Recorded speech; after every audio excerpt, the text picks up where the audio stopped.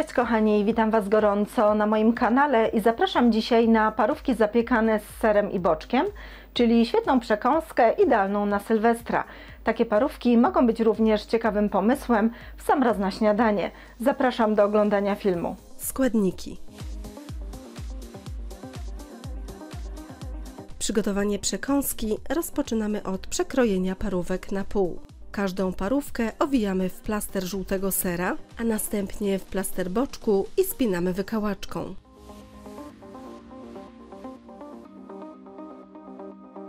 Tak przygotowane parówki układamy na blaszce wyłożonej folią aluminiową lub papierem do pieczenia i zapiekamy w piekarniku rozgrzanym do temperatury 180 stopni Celsjusza około 10-15 minut. Gotowe parówki podajemy na gorąco lub na zimno. Po więcej pysznych przepisów zapraszam na mój kanał Smakowite Dania oraz na stronę smakowitedania.com.